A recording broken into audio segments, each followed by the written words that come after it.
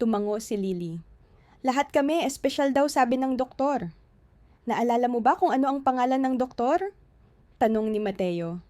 Biglang nanlaki ang mga mata ni Lily, umiling ng mabilis, at muling nagpatuloy sa pagguhit, nanginginig ang kamay. Pumasok ang isang nurse na may dalang wheelchair. Oras na para sa ultrasound! Agad na puno ng takot ang mukha ni Lily. Masakit ba yon? Bulong niya. Hindi anak, sagot ni Mateo, sabay hawak sa kamay nito. Parang camera lang yan, para makita ng mga doktor kung bakit masakit ang tiyan mo. Nandito lang ako, promise. Habang tinutulak ng nurse ang wheelchair palabas, lumapit si Sarah kay Mateo.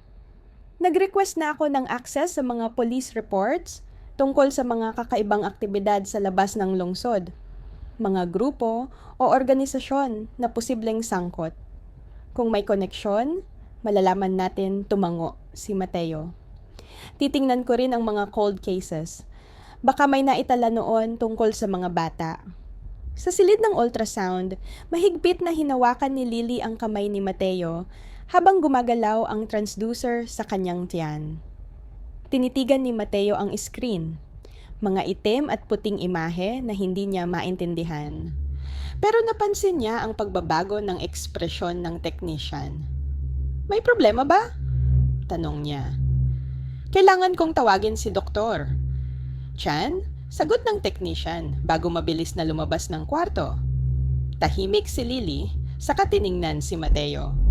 Hindi ako katulad ng ibang bata, di ba? Hinawakan ni Mateo ang kamay niya. Lahat tayo espesyal, Lily. Sa kanya-kanyang paraan, ngumiti ito ng malungkot. Sabi rin yan ng doktor, pero gusto ko lang maging normal. Habang tumutulo ang luha ni Lily, tahimik na nangako si Mateo sa sarili.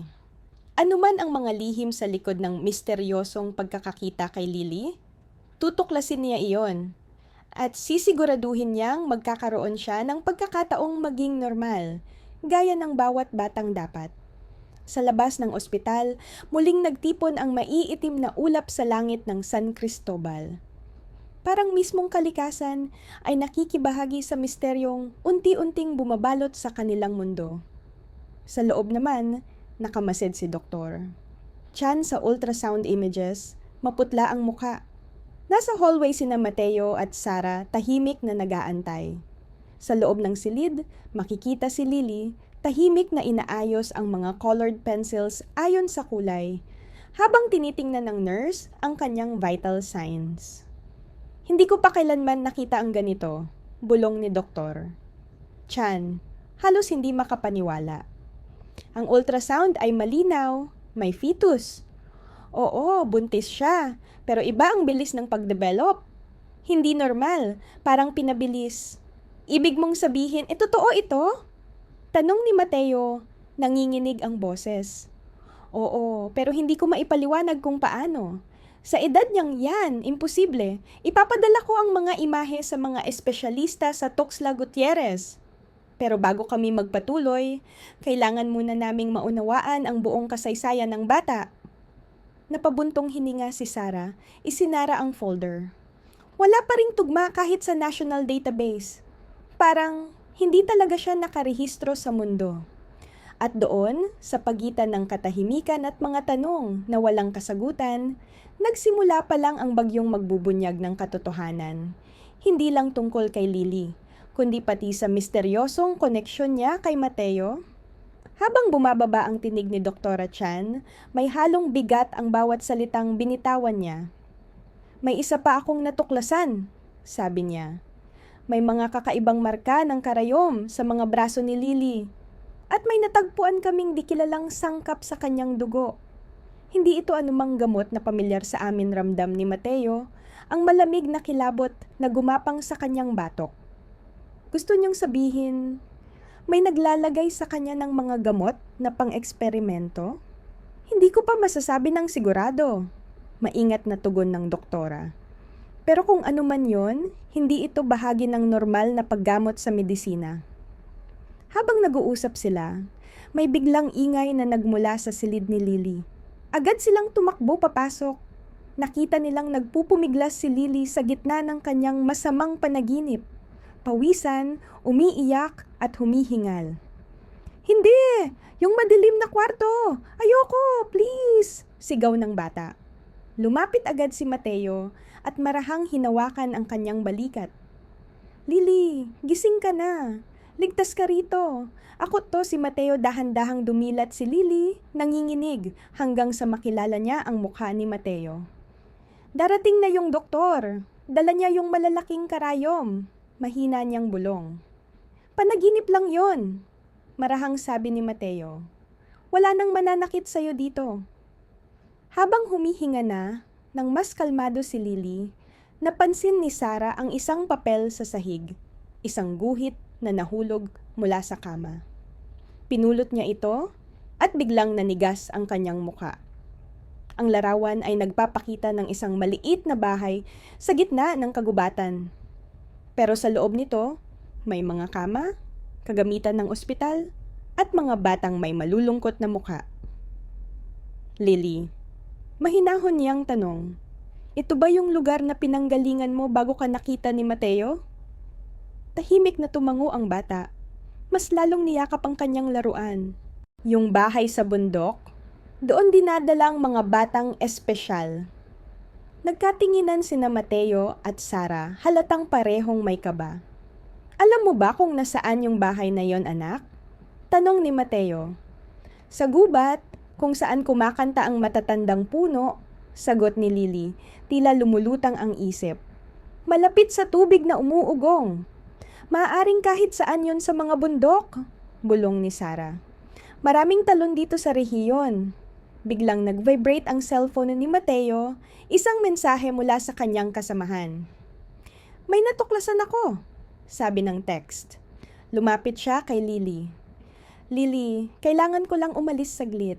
Babalik ako, pangako.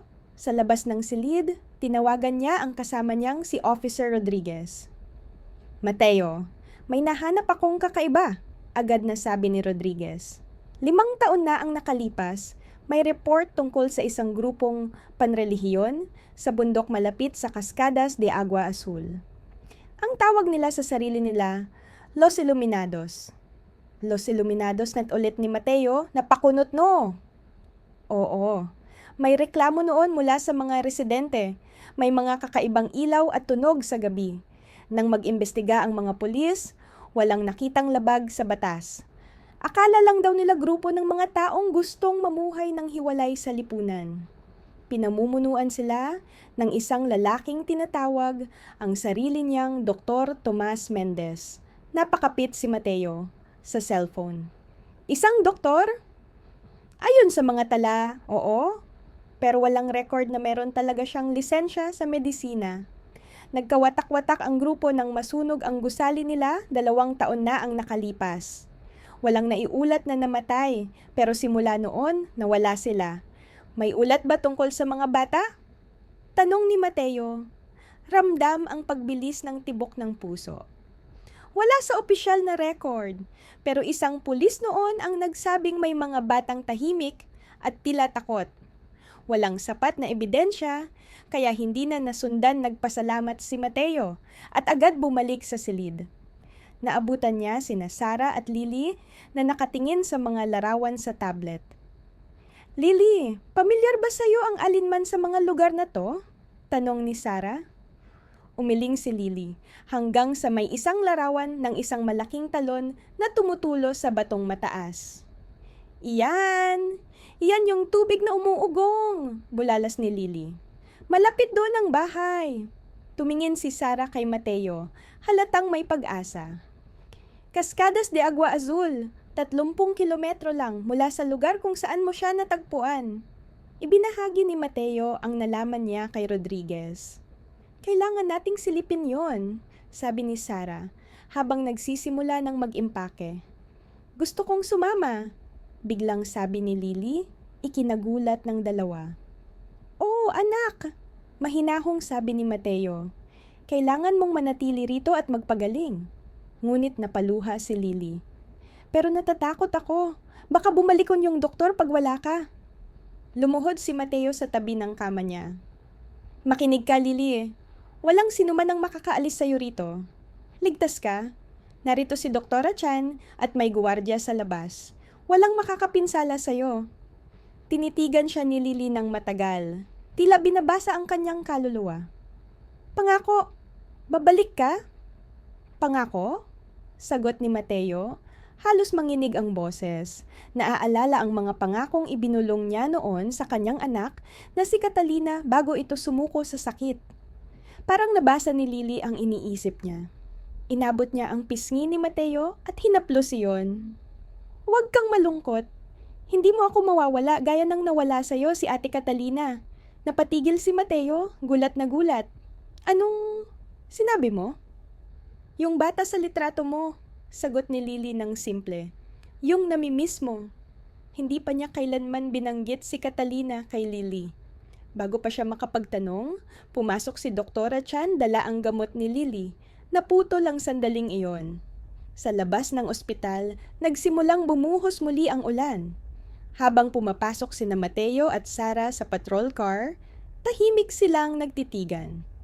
Parehong alam nila, anuman ang matuklasan nila sa bundok, magbabago nito, hindi lang ang kinabukasan ni Lily, kundi pati ang kanila.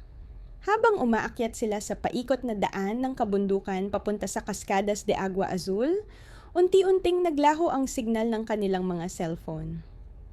Si Sara, hawak ang lumang mapa, ay nagsabi, pagkaliwa sa susunod, dapat may daan papasok sa dating kampo ng Los Iluminados. Umuulan na ng marahan. Tumatama ang mga patak sa windshield habang pumapasok sila sa makitid na daang lupa. Halos natatakpan ng mga damot ugat ng punong pino. Paano matatagpuan ng kahit sino ang lugar na to? Bulong ni Mateo. Siguro yan talaga ang gusto nila, sagot ni Sara. Ang manatiling tago? Pagkalipas ng halos 2 kilometro, dumating sila sa isang malawak na clearing. Nandoon ang mga nasunog na labi ng isang malaking gusali, mga haliging abo na tahimik na testamento ng nakaraang apoy. Ngunit sa isang sulok, halos natatabunan ng mga halaman, may isang maliit na kubo na nanatiling buo. Doon ka lang sa likod ko, utos ni Mateo, habang maingat na binunot ang kanyang baril. Ang pinto ng kubo ay nakasabit, bahagyang nakabukas at marahang kumakalansing sa hangin. Sa loob, naglalaro ang mga alikabok sa sinag ng araw na pumapasok sa mga bintanang marurumi. Halos walang laman ang silid, pero may mga bakas na hindi kayang itago. Isang maliit na higaan, ilang kagamitang pangsiyensya, at sa dingding, isang serye ng mga guhit na agad nakatawag ng pansin. Lumapit si Sara. Mateo, para itong gawa ni Lily. Ang mga guhit ay halos kapareho ng mga iginuhit ng bata sa ospital, mga batang nakahiga sa kama, mga taong nakaputi, at mga kakaibang aparato. Pero ngayon, mas detalyado, mas madilim. Parang isang batang nakakita ng bagay na hindi niya dapat makita kailanman. Sa ilalim ng isang lamesa, napansin ni Mateo ang isang kabinet na nakakandado. Ginamit niya ang kanyang maliit na kutsilyo at nabuksan iyon. Sa loob, may mga makakapal na notebook, puno ng mga tala, petsa, at eksperimentong parang pang-laboratorio. Para itong mga medical na record, sabi ni Mateo, binubuklat ang mga pahina. Mga pagsusuri, resulta, pangalan ng mga subject. Mateo, tingnan mo to. Tawag ni Sara mula sa kabilang dulo. Nakatayo siya sa harap ng isang corkboard na may nakaayos na mga litrato. Mga bata ng iba't ibang edad, nakasuot ng parehong kulay abo na damit. Walang ekspresyon. At sa gitna ng lahat ng iyon, isang litrato ni Lily, mas bata, mas payat. Pero walang pag-aalinlangan. Siya yon. Sa sandaling yon, nagtagpo ang tingin ni Mateo at Sara. Parehong alam nila na hindi ito basta kaso. Isa itong lihim na matagal nang tinatago. At ngayon, sa wakas, nagsisimula ng lumitaw ang katotohanan. Diyos ko, bulong ni Mateo habang nanginginig ang boses. Mayroon ditong hindi bababa sa 12 mga bata. Maingat na tinanggal ni Sara ang litrato ni Lily mula sa pader. Ito na ang ebidensya. Patunay na isa siya sa mga batang naroon. Sa isang maliit na silid sa tabi, na tila ginawang pansamantalang laboratorio, may nakita si Mateo na nagpahinto sa tibok ng puso niya. Isang luma at maruming teddy bear, wala ng isang mata, nakasilip mula sa ilalim ng malamig na mesa ng eksaminasyon. "Charlie!" Mahina niyang sabi. Agad na nakilala ang laruan mula sa kwento ni Lily. Lumabas si Sarah sa kabilang pinto, maputla, at nanginginig. "Mateo, may nakita ako sa mga tala. May mga pangalan at petsa sa tabi ng bawat bata. Ayon dito, ang tunay na pangalan ni Lily ay Lilia Elena Villegas at dinala siya rito 5 taon na ang nakalipas." 5 taon? Pero 6 o 7 taong gulang pa lang siya ngayon. Tumango si Sarah malungkot. Oo, base rito, sanggol pa lang siya nang dinala rito. Sa labas kumulog ng malakas. Nagsimula ng bumuhos ang malakas na ulan. Maingat na binalot ni Mateo ang lumang teddy bear sa kanyang panyo bago isinilid sa bulsa. "Kailangan nating kunin lahat to bilang ebidensya," sabi niya habang pinupulot din ang mga kwaderno. Habang nagmamadali silang bumalik sa sasakyan, hindi nila napansin ang mga sariwang bakas ng gulong sa putikan. Patunay na may ibang tao ring bumisita roon kamakailan, marahil ilang oras lang bago sila dumating. Pagbalik sa patrol car, habang naglalaban ang mga wiper sa lakas ng ulan, biglang tumunog ang cellphone ni Sarah, nakasagap ng signal sa isang bahagi ng daan. "Mula sa opisina ko," sabi niya habang nagbabasa. Na-identify na nila ang isang babaeng nagngangalang Elena Villegas, na nag-report ng pagkawala ng anak niya 5 taon na ang nakalipas. Pero makalipas ang 3 buwan, siya mismo ay nawala rin. Lalong humigpit ang hawak ni Mateo sa manibela. Ibig sabihin, dinukot si Lily mula sa sarili niyang ina, at ang ina niya nawala rin habang hinahanap siya? Mas malala pa, sagot ni Sarah. Ang investigador na humawak sa kaso ni Elena ay natagpo ang patay 1 linggo matapos noon. Sinasabing nagpakamatay siya, pero walang malinaw na ebidensya. Kaya isinara ang kaso. Habang kumikidlat sa labas at nagliliwanag ang madilim na kagubatan, ramdam ni Mateo na ang natuklasan nila ay simula pa lang ng isang mas malalim at mas delikadong lihim. Isang bagay na maaring ikapahamak ng sino mang makaalam. Pagbalik nila sa ospital, nadatnan nilang naghihintay si Doktor Chan sa labas ng silid ni Lily. Ang mukha nito ay halatang may halong kaba at pagtataka. "May kakaibang nangyari habang wala kayo," mahina niyang sabi. Ang pinakahuling resulta ng dugo ni Lily ay nagpapakita ng malaking pagbabago. Yung hindi kilalang substance sa dugo niya ay unti-unting nawawala at bumaba ng halos 30% ang mga senyales ng pamamaga. "Magandang balita yan, di ba?" tanong ni Mateo. "Maganda? Oo. Pero nakakaalarma rin," sagot ng doktora. "Karaniwang hindi bumubuti ang ganitong kondisyon ng walang tulong. Parang kusa siyang gumagaling. Ngayon nawala na siya sa lugar kung saan siya nasaktan." Pagpasok nila sa silid, nakita nila si Lily na nakaupo sa kama. May kulay na muli ang mga pisngi. At abala sa pag-aayos ng mga origami birds na itinuro sa kanya ng isang mabait na nurse. "Bumalik ka," sabi ni Lily. Kumikislap ang mga mata. "Di ba sabi ko babalik ako?" Ngumiti si Mateo at naupo sa tabi niya.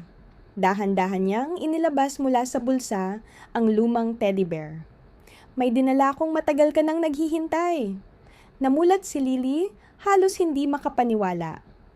"Charlie!" sigaw niya, sabay yakap sa laruan. Napaluha siya habang pinagdikit ang mukha sa malambot nitong balahibo.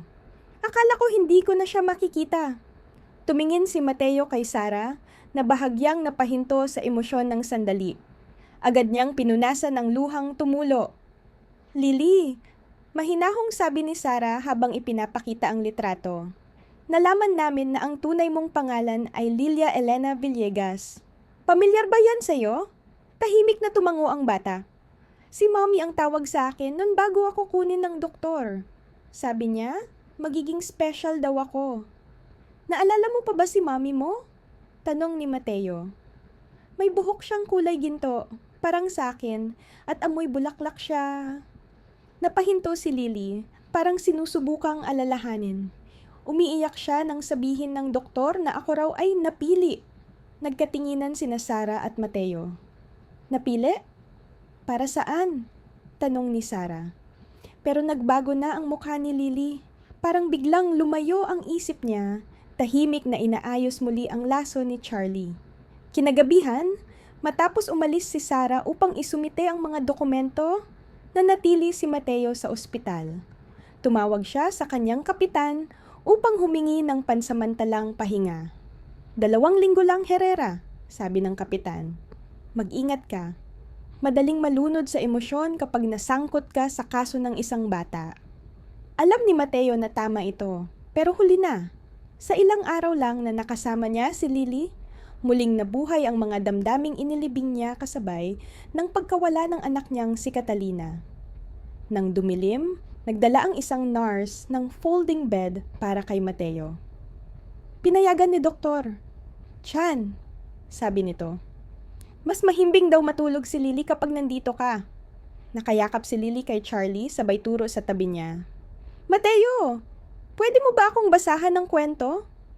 Kinuha niya ang isang lumang kopya ng Ang Pelos na Kuneho at nagsimulang magbasa.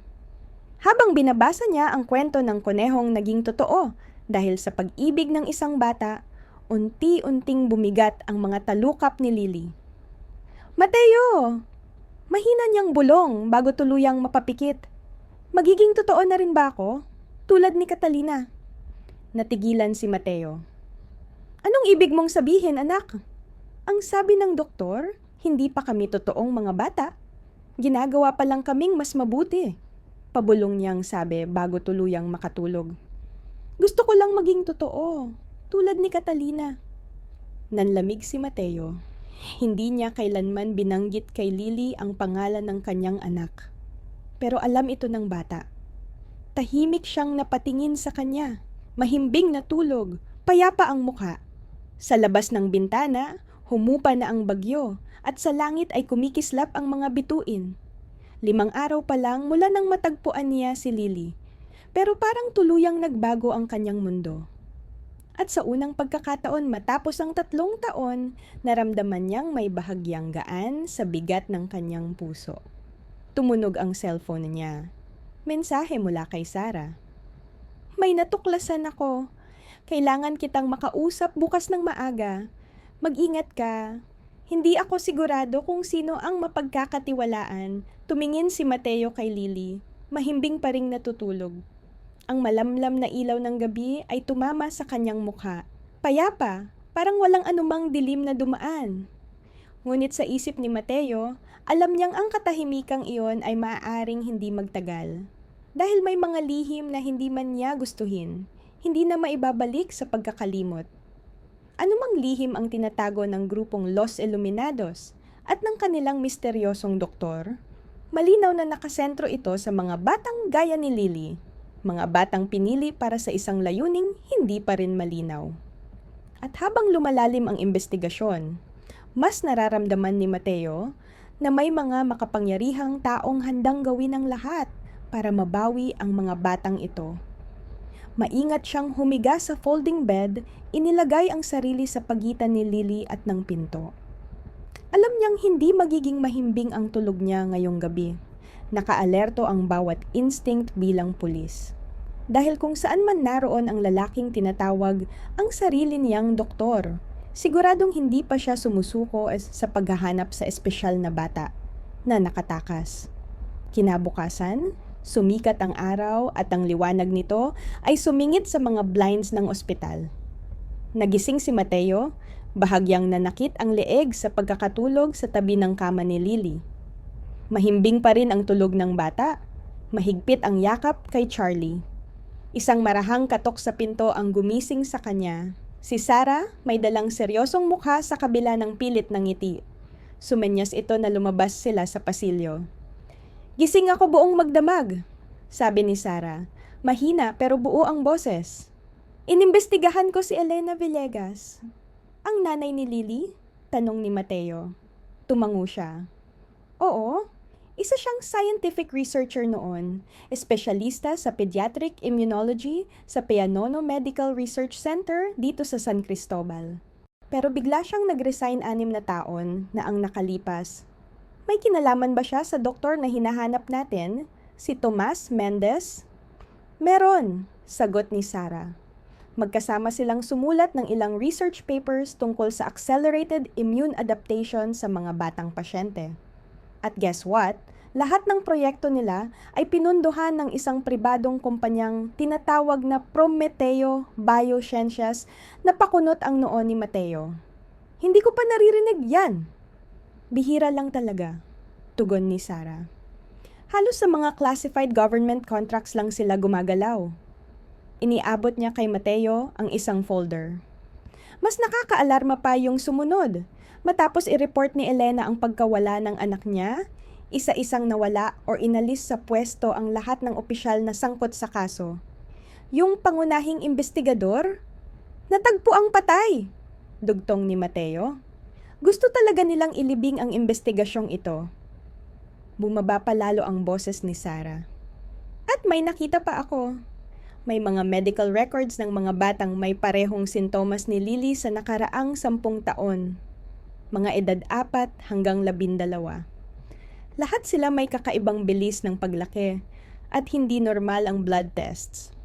Pero pagkatapos ng unang check-up, bigla silang nawala sa mga tala. Wala man lang follow-up? Wala. Parang binura gaano karami. Tanong ni Mateo, ramdam ang bigat sa dibdib. 17 kaso? At yan pa lang ang mga nadokumento. Bago pa sila makapagsalita ulit, dumating si doktor. Tiyan dala ang tablet. Magandang umaga, sabi niya, halatang pagod pero alerto. Sinuri ko ulit ang mga resulta ng test ni Lily at may kakaiba, tinaas niya ang screen. Yung mga abnormal na markers sa dugo niya, nawawala. Ang katawan niya ay bumabalik sa normal na estado. Parang kusa siyang gumagaling. Paano nangyayari yun? Tanong ni Sarah. Umiling ang doktora. Hindi ako sigurado. Pero base sa pattern, parang may tinigil na serye ng experimental injections. Ngayon na wala na yon, bumabalik ang katawan niya sa natural na balanse. Anong klase ng compound yon? Usisa ni Mateo. Hindi ko pa masabi. Hindi sapat ang laboratory equipment natin para matukoy kung ano talaga yon. Napahinto si doktor. Tiyan, halatang apektado. Sa 20 taon ko bilang doktor, ngayon lang ako nakakita ng ganitong klase ng substance. Biglang dumating ang isang nurse, halatang balisa. Doktora, may lalaki sa reception. Sabi niya, galing daw siya sa Department of Health. Gusto niyang makita at suriin si Lilia Villegas na patigil silang 3. May ipinakitang credentials? Tanong ni doktor. Tiyan. Opo, mukhang legit. Sabi niya, Dr. Svase Jaime Morales, ang pangalan, sabihin mong pupunta ako, sagot ng doktora. Pagkaalis ng nurse, tumingin siya kina Mateo at Sarah. Hindi ko naman ipinaalam sa Department of Health ang tungkol sa kasong ito. Hindi mo lang nga ginawa, kumpirma ni Sarah. At hindi yan normal na protocol. Muling nabuhay ang instinct ni Mateo bilang pulis. Kailangan kong makita ang taong yan. Lumapit sila sa sulok ng hallway at sumilip. Isang lalaking matangkad, may mamahaling suwit at kulay abong buhok, ang nakikipag-usap sa receptionist. May aura ng kapangyarihan, halatang sanay mag-utos. Hindi ko pa nakita ang kahit sinong legit na opisyal ng DOH na dumarating ng walang kasamang team tapos naka-designer pa. Bulong ni Sarah. Dahan-dahang kinuha ni Mateo ang cellphone at kinuhanan ng larawan ang lalaki. Isesend ko kay Rodriguez. Iparan niya sa facial recognition. Bago pa nila matapos ang usapan, may narinig silang ingay mula sa silid ni Lily. Agad silang tumakbo pabalik. Nakita nila ang bata na nanginginig, hingal na hingal, umiiyak. Nandito siya, habol hiningang sabi ni Lily. Nararamdaman ko. Yung doktor, nandito siya agad, hinawakan ni Mateo ang kamay ng bata. Lily, huminga ka ng malalim. Aligtas ka rito. Kasama mo kami nagbigay ng mild sedative si doktor. Tiyan habang patuloy na inaalo ni Mateo ang bata. Walang sinumang kukuha sa'yo, pangako yan. Bulong niya. Unti-unting bumagal ang paghinga ni Lily. Tumunog ang cellphone ni Mateo. Mensahe mula kay Rodriguez. Match found. Dr. Roberto Cantu, dating military doctor. Ngayon ay executive sa Prometeo Biosciences. Espesyalista sa Human Enhancement Research. Classified. Mag-ingat ka, ipinakita ni Mateo kay Sara ang mensahe. Nanlaki ang mga mata nito. Prometeo Biosciences. Sila rin ang nagpondo sa research ni na Elena at Mendez. Lumapit si doktor. Tiyan, mahina ang boses. Nasa reception pa rin siya. Anong gusto niyong gawin? Nagdesisyon agad si Mateo. Sabihin mong hindi pwedeng ibigay ang anumang medical record nang walang court order at ang bata ay nasa protective custody dahil sa ongoing investigation. Tumango si Sarah.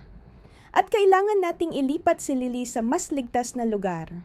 Kung nahanap nila siya rito, delikado na tayo, umalis si doktor. Tiyan, para harapin ang lalaki. Si Mateo naman ay tumingin kay Lily, mahimbing ngunit hindi mapayapang tulog. Kinuha niya si Charlie sa sahig. Nahulog ito nang magpanik si Lily. Habang inaayos niya ito, napansin niya ang maliit na punit sa likod ng tahi ng teddy bear. Inilapit niya, marahang binuksan, at may nahulog na USB drive mula sa loob ng bulak. Sarah! Mahina niyang sabi. Sa tingin ko, iniwan ni Elena Villegas to para sa atin.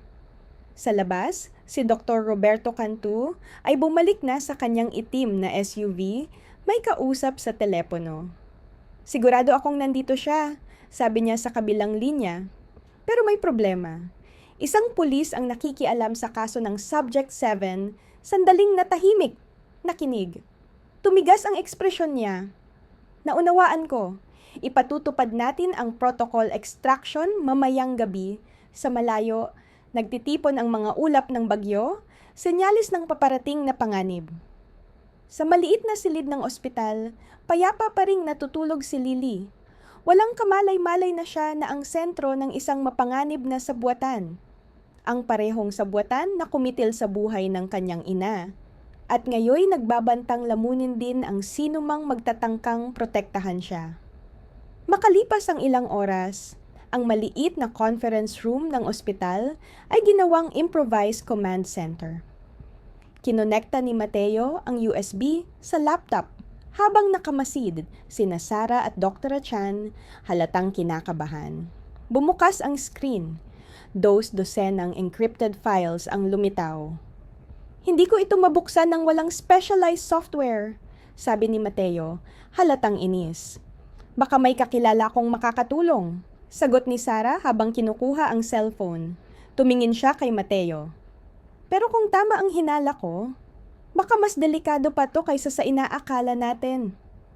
Ang kapatid ko ay nagtatrabaho sa cybersecurity, sabi ni Sara habang nagsasagawa ng tawag, samantalang ina-update naman sila ni Dr. Chan tungkol sa kalagayan ni Lily. Makakatulong pa ang sedative para mapahinga siya ng ilang oras. Pero may mas agarang problema tayo, sabi ng doktora. Bumalik si Dr. Cantu, kasama ang dalawang kasamahan at ngayon ay inaangkin nilang may federal authority sila para kunin ang kustodiya ni Lily. Sa ngalan daw ng national security nanigas ang panga ni Mateo. Nasaan ang legal advisor ng ospital? Kasama ngayon sa proseso ng beripikasyon ng mga dokumento, tugon ng doktora. Mukhang totoo ang mga papeles nila. Kaya kung walang malinaw na ebidensya ng irregularidad, baka wala tayong magawa para tumanggi. Pagbalik ni Sara, seryoso ang mukha niya. Kausap ko na ang kapatid ko, kaya niyang i-decrypt ang mga files pero kailangan niya ng oras na pabuntong hininga siya. At may isa pa. Nakakuha ako ng mensahe mula sa supervisor ko. May nagsampa ng formal complaint tungkol sa kung paano ko hinahawakan ang kaso ni Lily. Magpapadala sila ng ibang social worker para mag-review. Hinaplos ni Mateo ang buhok niya. Halatang tensyonado. Pinapaligiran na nila tayo. Sandaling natahimik ang lahat at tanging tunog ng aircon at tibok ng puso nila ang naririnig. Pagkatapos ng ilang segundo, nagsalita si Mateo, mariin at may paninindigan. Kailangan nating mailabas si Lily ngayong gabi. Tumingin si Sarah sa kanya. Mateo, labag yan sa protocol. Mas labag ang pagsasagawa ng eksperimento sa mga bata, Sarah? Mariin niyang tugon. Kung maghihintay tayo sa sistema para protektahan siya, baka huli na. Nangiti ng mahina si Dr. Chan, halatang naglalaban ang kanyang profesional na etika at ang malasakit sa bata. At saan mo siya dadalhin? Unang pupuntahan ng mga yon ang bahay mo? May lumang kabin ako sa tabi ng lawa ng Esmeralda, paliwanag ni Mateo. 2 oras ang layo mula rito, walang internet, walang signal at halos walang nakakaalam. Iniwan yon ng yumaong ama ko. Hindi yan standard procedure, sabi ni Dr. Chan. Pero kung medikal ang pag-uusapan, si Lily ay sapat ng malakas para ma-discharge. Bumubuti ang kalagayan niya mula nang matigil ang mga ginagawang eksperimento, naglakad si Sarah paikot ng silid, halatang nag-iisip. Kung gagawin natin to, malalagay sa panganib ang mga karera natin. Baka pati kalayaan. Pero kung hindi natin gagawin, mahinahong sagot ni Mateo. Baka siya naman ang mawala. Tahimik silang tatlo. Sa huli, tumango si Dr. Chan. Kailangan kong ihanda ang mga gamot at discharge papers kung sakaling kailanganin. Lumabas siya ng silid. Pagkaalis ng doktora, lumapit si Sarah kay Mateo. Alam mo bang ang ginagawa mo ngayon, lumalampas na sa profesional na tungkulin mo? Ngumiti si Mateo ng mapait. Naging personal to noong araw na nakita ko si Lily. Hindi ko maipaliwanag, pero mula nang mamatay si Catalina, akala ko patay na rin yung bahagi ng sarili kong marunong magmahal. Pero dumating si Lily, at parang binuhay niya ulit yon. Napatingin si Sarah, lumambot ang mga mata. Nakikita ko kung paano ka tinitingnan ng batang yon. Para bang ikaw na ang buong mundo niya, pakisamahan mo akong protektahan siya. Pakiusap ni Mateo. Hanggang malaman natin kung ano ang laman ng USB na ito. Bago pa siya makasagot, bumukas ang pinto. Isang hospital security guard ang sumilip, halatang kinakabahan. Opisyal Herrera, may 2 lalaki mula sa Fiskalia General de la Repubblica. Hinahanap ka raw nila. Tungkol daw kay Lily Villegas, nagpalitan ng tingin sina Mateo at Sarah. Sabihin mong pupunta ako. Mahinahong sagot ni Mateo, kahit mabilis ang tibok ng puso niya. Nang makaalis ang gwardiya, kinuha ni Mateo ang USB drive mula sa laptop at iniabot kay Sarah. Dalhin mo to sa kapatid mo. Kailangan niyang makita ito agad. Ako na ang bahala sa mga, yon ano naman si Lily? Tanong ni Sarah. Magkita tayo sa service entrance eksaktong hating gabi, sagot ni Mateo. Dalhin mo lahat ng gamot at anumang impormasyon na makuha ng kapatid mo. Tumango si Sarah, halatang kabado pero determinado. Mateo, sana alam mo ang ginagawa mo. Umaasa rin akong alam ko. Bulong niya habang lumabas si Sarah sa likurang pinto. Sa silid ni Lily, tahimik na kumikilos si Dr. Chan. Inaalalayan ang bata habang tulog pa ito sa epekto ng gamot. Sa labas ng bintana, huminto ang isang itim na sedan na may tinted windows. Nakaupo sa loob si Dr. Cantu. Mahina ang boses habang may kausap sa telepono. Lahat ng team nasa posisyon na, ulat niya. Makukuha natin ang bata bago mag-umaga. Mula sa kabilang linya, malamig ang tugon. Siguraduhin mong mangyari yan, Cantu. At ngayong gabi walang testigo. Sa ospital, tila gumagalaw na ang mga piraso ng chess sa kani-kanilang pwesto. Sa gitna ng lahat, si Mateo ay haharap sa pinakamahirap na pagpili ng kanyang buhay. Ang batas na pinangako niyang ipagtatanggol o ang bata na pinangako niyang protektahan. Sa labas, malakas na umuugong ang kulog habang tinutulungan ni Dr. Chan si Lily na mailagay sa wheelchair. Nasa kandungan nito si Charlie, ilang drawing at maliit na bag na naglalaman ng mga damit na ibinigay ng staff. Tahimik na ininspeksyon ni Mateo ang kanyang service weapon Habang si Sarah naman ay mahinang nakikipag-usap sa isang gwardya malapit sa elevator. Dadaan tayo sa service exit, sabi ni Sarah nang bumalik. May kasamahan akong naghihintay sa labas.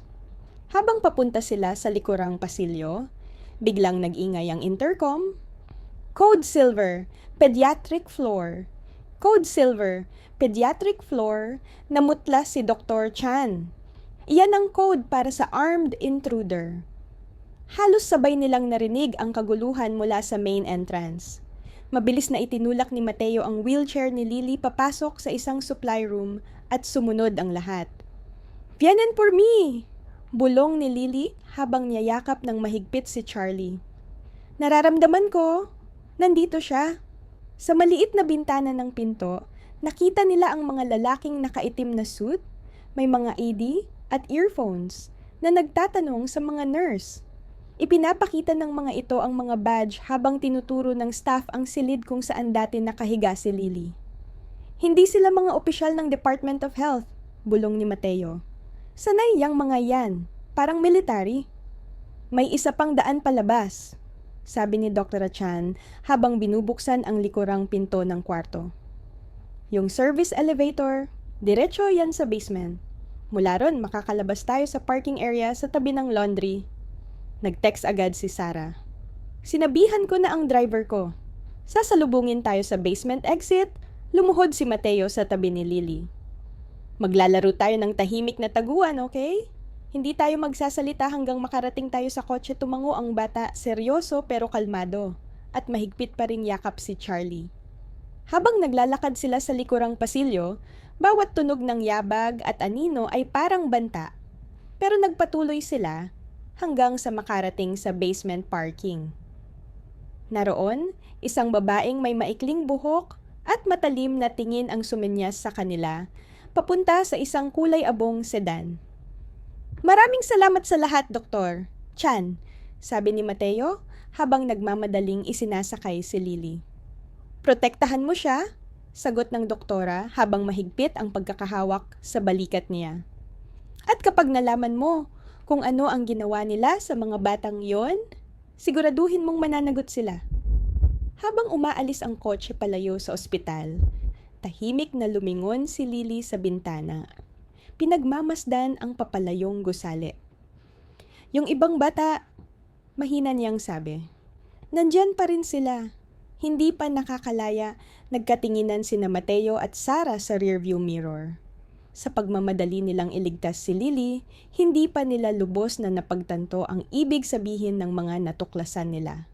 Na marami pang bata ang maaaring isinailalim sa parehong misteryosong eksperimento. "Mahahanap natin sila," sabi ni Sarah. Mariin, puno ng pag-asa. At habang tumatakbo ang kotse sa ilalim ng madilim na langit, tumitindi ang pakiramdam na ang laban ay saka pa lang talaga magsisimula. Pero bago ang lahat, kailangan muna nating maintindihan kung ano talaga ang nangyari sa'yo.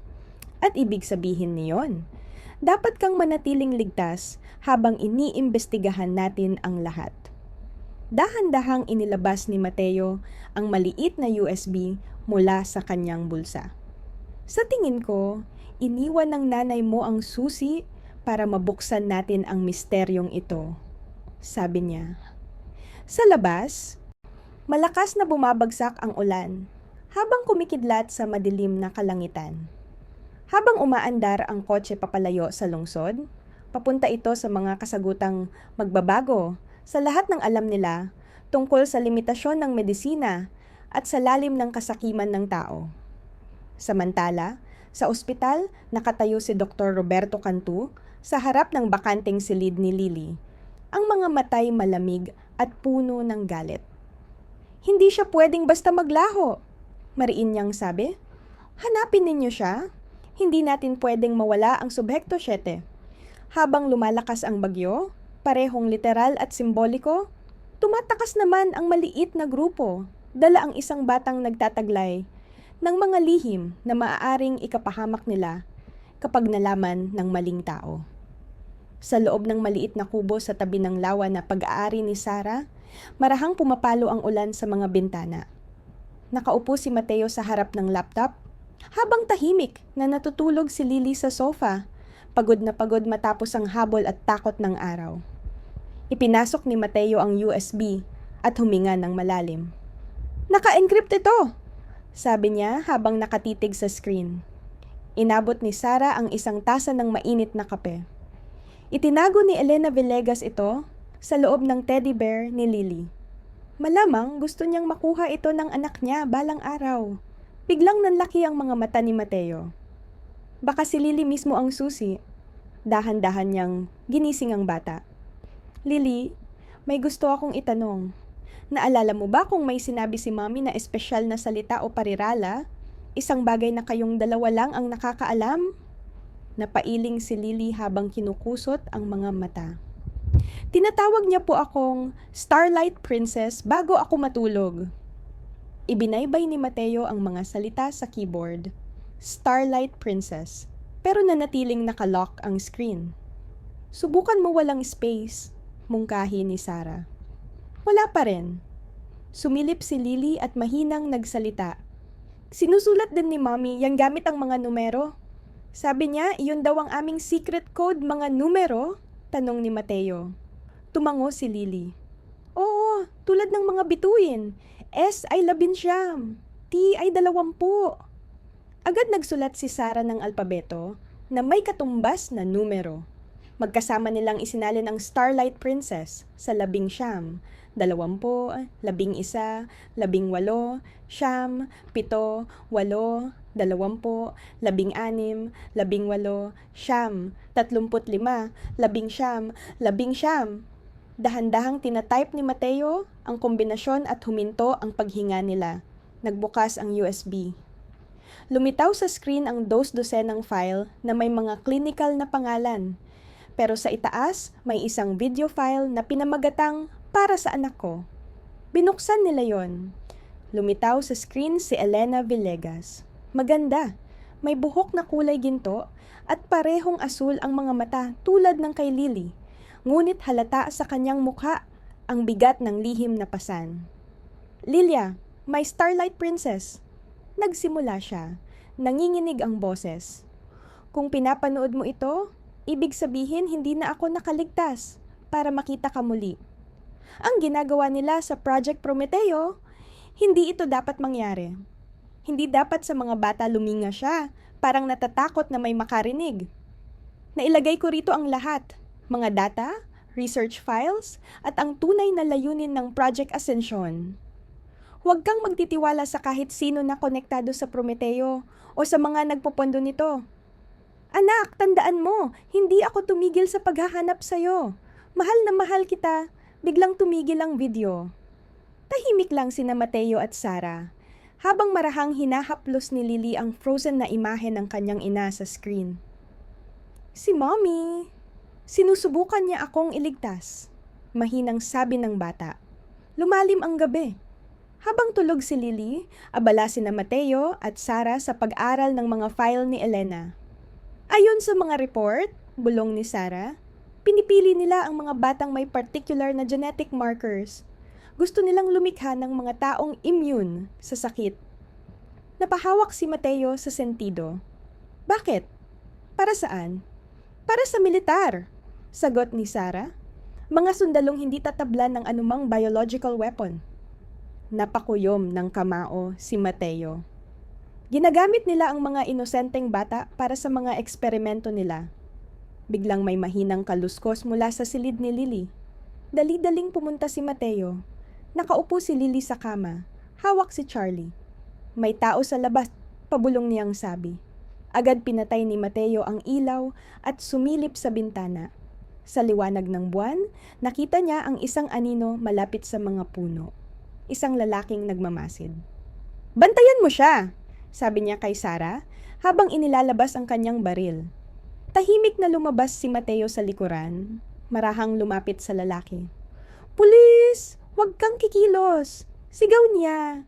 Nagulat ang lalaki. Itinaas ang mga kamay. "Opisyal Herrera, wala akong masamang balak," sabi nito. "Dahan-dahan kang humarap," utos ni Mateo. Pagharap ng lalaki, kita ang payat na mukha. may balbas at pagod na mga mata. Ako si Dr. Alan Reyes. Nakatrabaho ko si Elena Villegas sa Project Prometeo, tinutok pa rin ni Mateo ang baril. Bakit hindi kita aarestuhin ngayon? Tanong niya. Dahil tinulungan kong itago ni Elena ang mga ebidensya bago siya mawala, sagot ng lalaki. Matagal na akong nagtatago, naghihintay ng senyales na natagpuan na si Lilia. Dinala ni Mateo si Reyes sa loob ng kubo habang nakatutok pa rin ang baril. Agad pumasok si Sarah at itinayo si Lily sa likod niya. Kilala ko siya, sabi bigla ni Lily. Mabait po siya. Siya ang nagbibigay sa amin ng pagkain kapag hindi nakatingin ng ibang doktor na luha si Reyes. Ang laki mo na, Lilia, sabi niya. Halos pabulong. Pinagmasdan siya ni Mateo, naghahanap ng armas, ngunit tanging isang lumang larawan ni Elena ang nakita sa wallet ni Reyes. Magpaliwanag ka, sabi ni Mateo. Bakit namin dapat pagkatiwalaan ka? Dahil minahal ko si Elena, sagot ni Reyes, halos pabulong. Plano naming ilantad ang Prometeo, pero nawala siya nang subukan niyang iligtas si Lilia. Lumapit si Lily, nakatitig sa kanya. Wala ka nang suot na white coat, sabi ng bata. Hindi na ako doktor, sagot ni Reyes habang lumuluhod sa kanyang harapan. Pasensya ka na, anak. Dapat noon pa ako kumilos. Kung totoo ka, sabi ni Sarah, ano ang alam mo na hindi pa namin nalalaman? Malungkot nang ngumiti si Reyes. Alam kong nasa lahat ng antas na ng gobyerno ang Prometeo. Bukas ng umaga, hindi lang nila kukunin si Lilia. Sisirain nila kayong lahat para maitago ang kanilang mga lihim. Huminga siya ng malalim.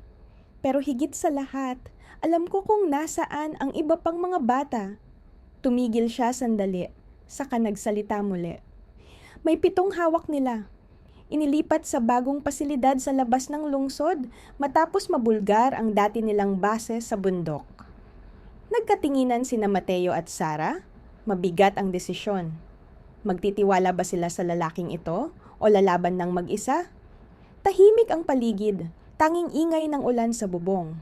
Sa gitna ng dilim, nagsimula silang magplano. Hindi lang para kay Lily, kundi para sa iba pang mga batang nawawala. Sa gabing iyon, nagsimula ang laban para sa katotohanan. Ang dahilan kung bakit mabilis na gumagaling si Lily ay hindi lang dahil malayo na siya sa mga eksperimento, kundi dahil siya mismo ang naging pinakamatagumpay na kaso nila. Ang katawan niya ay nagsisimulang baguhin at ayusin ang sarili. Isang bagay na hindi kailanman inaasahan ng mga siyentipiko. Tinitigan siya ng may paghanga ni Mateo. Hindi lang siya gumagaling, bulong niya, nag-e-evolve siya at wala na silang kontrol dito. Sa labas, muling nagtitipon ang madidilim na ulap, parang dama ng kalikasan ang paparating na banggaan sa pagitan ng mga taong gustong protektahan ng inosente at ng mga handang magsakripisyo ng buhay alang-alang sa kapangyarihan at ambisyon. Pagsikat ng araw, kumislap ang gintong liwanag sa ibabaw ng lawa. Sa loob ng kubo, sina Mateo, Sarah at Dr. Reyes ay abalang tinatapos ang kanilang plano. Ang pagdinig ay 10:00 ng umaga, sabi ni Sarah, halatang kinakabahan. Ibig sabihin, 4 na oras lang ang meron tayo para maghanda laban sa tangkang pag-angkin ni Prometeo kay Lily. Ang hukom, si Judge Montemayor, ay iginagalang ng marami. Dagdag ni Sarah, pero kahit siya, maaaring maimpluwensyahan. Kailangan natin ng ebidensyang hindi kayang itanggi, sagot ni Mateo. Kompleto ang mga file ni Elena, sabi ni Reyes. Pero sasabihin ng Prometeo na peke o ninakaw ang mga iyon. Tumingin si Mateo patungo sa silid ni Lily, kung saan siya mahimbing na natutulog. Kailangan natin ng patunay mula sa medikal na aspeto, mula mismo sa ginawa nila sa kanya. Si Dr. Chan, mungkahi ni Sarah.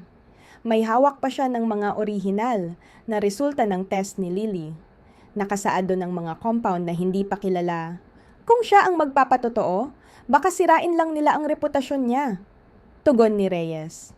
Biglang lumiwanag ang kanyang mukha sa ideya. Pero kung makakakita tayo ng parehong mga pattern ng kakaibang markers sa iba pang mga bata, hindi na yun pwedeng sabihing nagkataon lang. Tiningnan ni Mateo ang relo. 4 oras na lang. Paano natin mahahanap ang mga batang yon sa ganoong kabilis na oras? Ipinakalat ni Reyes ang mapa sa mesa. Narito ang bagong pasilidad, nakatago sa ilalim ng pangalan ng isang private boarding school para sa mga gifted na bata. Ang Prometeo Academy. Mahigpit ang seguridad, pero may lumang access credentials pa ako na hindi pa nila na-deactivate. Hindi pa nila alam na kumalas na ako sa kanila. Masiyadong delikado yan, sabi ni Sarah. Seryoso ang tono. Kapag nahuli ka, tapos na tayo. Wala tayong ibang opsyon. Mariing sagot ni Mateo. Reyes, kaya mo bang makuha ang mga sample ng medical results ng mga bata nang hindi sila masasaktan? Tumango si Reyes. May access ako sa kanilang lingguhang blood test records. Kumukuha sila ngayon ng samples, ngunit nag-alinlangan siya. Kailangan may maiwan kay Lilia. Kapag nagduda sila, baka pabilisin nila ang plano nilang kunin siya.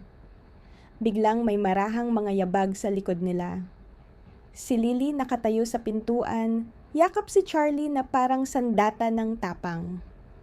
Gusto kong tulungan yung ibang mga bata, sabi niya, kalmado pero puno ng damdamin. Takot din sila, katulad ko noon. Lumuhod si Mateo sa kanyang harapan.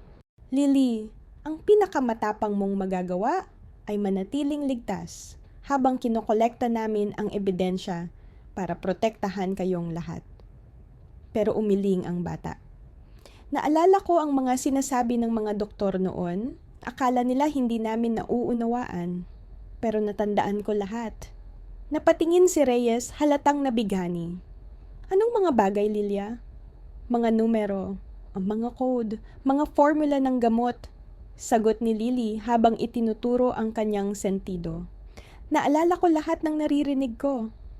Napahinto si Reyes, huminga ng malalim. Photographic memory, bulong niya.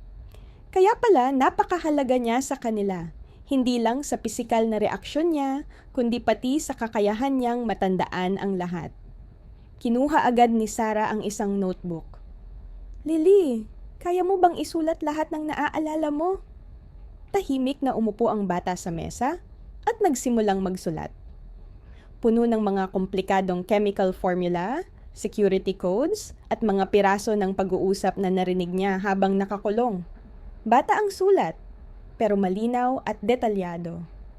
Hindi ko inaasahan to, bulong ni Reyes habang nakamasid. Ito na mismo ang ebidensya na kailangan natin, galing mismo sa kanya. Tumango si Mateo, ramdam ang paghahalo ng pagmamataas at takot.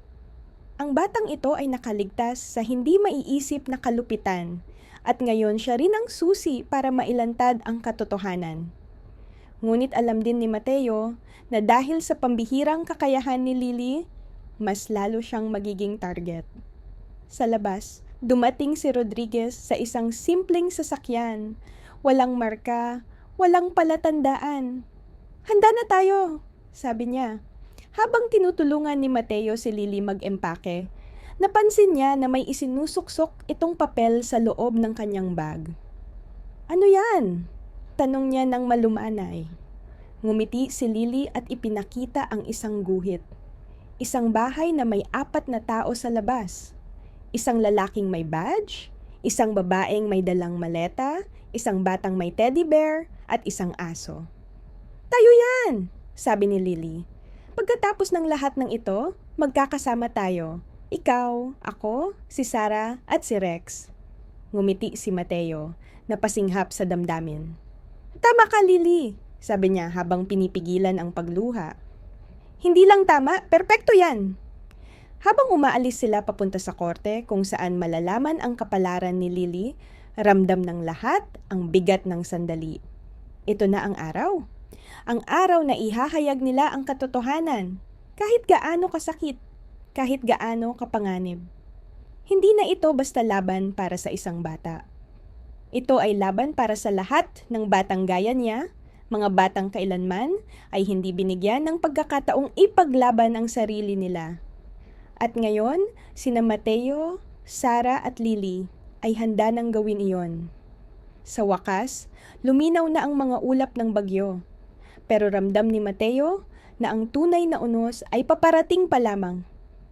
Isang harapin sa pagitan ng mga taong tinitingnan ang mga bata bilang eksperimento at ng mga kumikilala sa kanila bilang buhay na mahalaga at dapat protektahan. Hawak ang maliit na kamay ni Lily. Lumakad si Mateo, papunta sa naghihintay na sasakyan, handang harapin ang anumang ihahagis sa kanila ng Prometeo. Dahil napagtanto niya na may mga laban na karapat-dapat ang bawat sakripisyo. Ang korte ng county ay puno ng kakaibang aktibidad. Kasama si Lily na mahigpit na humahawak sa kanyang kamay. Umakyat si Mateo sa marmol na hagdan kasama si Sarah at si Dr. Reyes. Naghihintay sa loob si Dr. Chan na may daladalang medical records. Puno ang courtroom, bulong niya. Mga reporter, opisyal ng county, at ilang lalaki sa mamahaling suite na hindi ko kilala, dagdag niya. Tumango si Mateo, seryoso ang mukha. Tinitiyak ng Prometeo na may mga saksi sa kanilang lehitimong pag-angkin ng kustodiya. Hinila ni Lily ang manggas ni Mateo, nakapako ang tingin. Nandyan siya, bulong niya. Tiningnan ni Mateo ang direksyon ng tingin ng bata at nakita niya si Dr. Roberto Cantu, kasama ang mga abogado sa harap ng korte. Naglalabas ng kumpiyansa ang lalaki. Parang ayos na ang lahat bago pa man magsimula ang paglilitis. Tinawag ng hukom na si Judge Anem Montemayor ang katahimikan sa korte.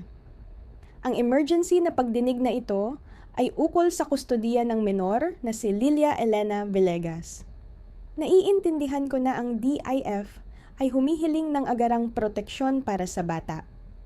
Tumayo ang isang maayos na abogado.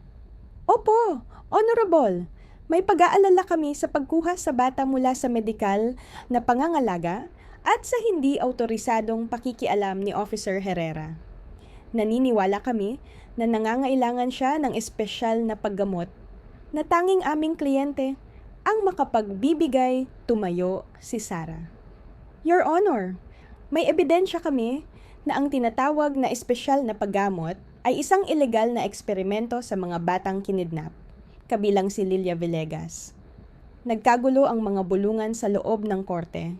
Napatingin si Judge Montemayor, nakasimangot. Seryosong akusasyon iyan, lisensyada. May dokumentasyon kami para patunayan ito.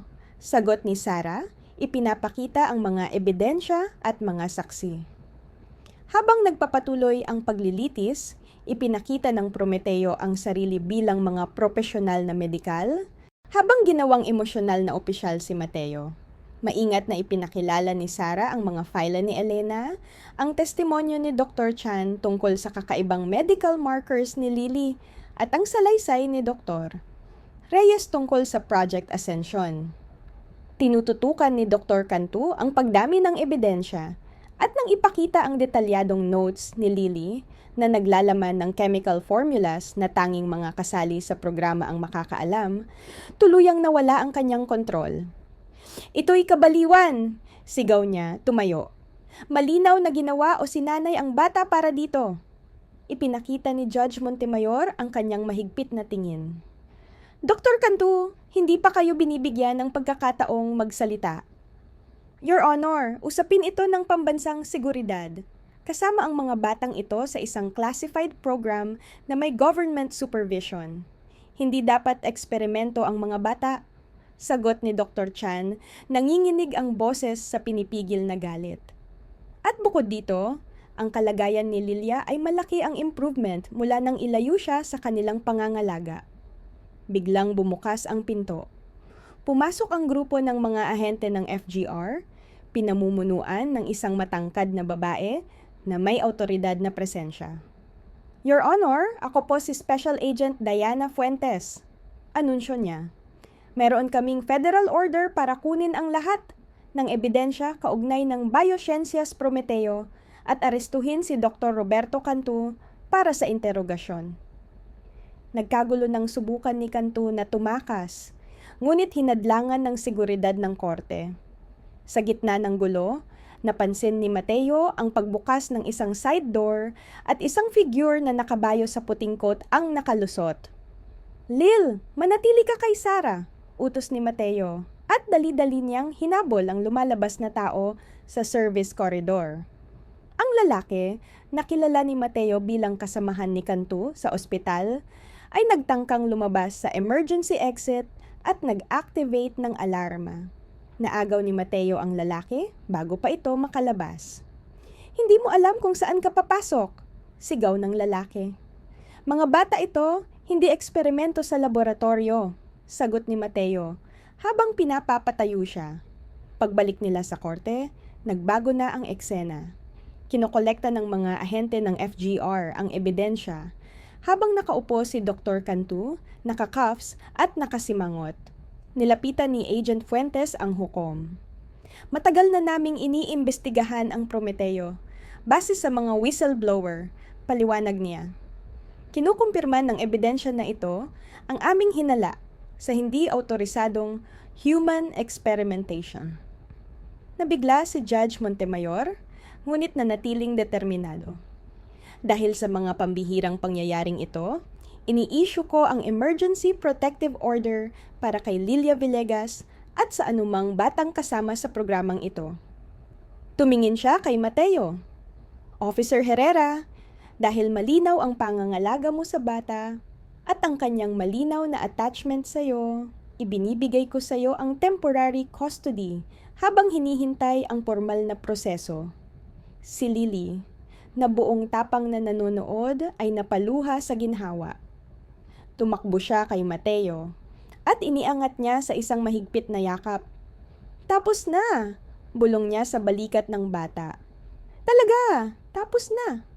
Bago pa nakasagot si Mateo, lumapit si Dr. Chan, may dalang medical record na may malubhang ekspresyon. "Mateo, kailangan kitang kausapin agad," sabi niya. Dumating sa wakas ngayong umaga ang pinal na resulta ng mga pagsusuri kay Lily. Tiningnan niya ang bata. At pagkatapos ay si Mateo. "May isang kritikal na bagay kang kailangan malaman," sabi ni Dr. Chan habang dinadala sila sa isang pribadong conference room. Sumama si Sarah at ang Agent Fuentes, parehong may seryosong ekspresyon sa muka. "Ang ibabahagi ko ngayon ay babaguhin ang lahat," panimula ni Dr. Chan habang binubuksan ang medical file. Ipinakita ng pinal na pagsusuri ni Lily na hindi siya kailanman buntis. "Ang mga ultrasound images, nagkamali kami. Ang akala naming fetus ay dulot lamang ng matinding pamamaga at mga experimental drugs na ibinigay sa kanya. Isang komplikadong ilusyon, isang malubhang diagnostic error mula sa amin huminga, siya ng malalim. Ang abdominal distension ay dulot ng matinding pamamaga mula sa malnutrisyon at posibleng parasitic infection marahil sa hindi malinis na kondisyon kung saan siya pinanatili. Pero ang mga treatments, ang mga eksperimento?" tanong ni Mateo. "Totoo sila," kumpirmado ni Dr. Chan. "At ginawa sila para linlangin ang diagnostic team namin, pero hiwalay ito sa pisikal na sintomas niya." Tumingin si Lily ng may pagkalito. "So, hindi ako espesyal?" Lumuhod si Dr. Chan sa tabi niya. "Ikaw ay kahanga-hanga, Lily. Tinanggihan ng katawan mo ang gustong baguhin sa'yo. Nanatili kang ikaw, malakas, matatag, at perpekto, eksakto kung sino ka." Isang taon ang lumipas, habang sumasayaw sa hangin ang mga gintong dahon ng taglagas sa harapang hardin ng muling inayos na farm ni Mateo. Tumakbo si Lily sa driveway, ang kanyang backpack nagbo-bounce sa likod, ang dati niyang namamagang tiyan ay ngayon normal at malusog. "Daddy, nakakuha ako ng 10 sa science project ko," sigaw niya habang hawak ang papel na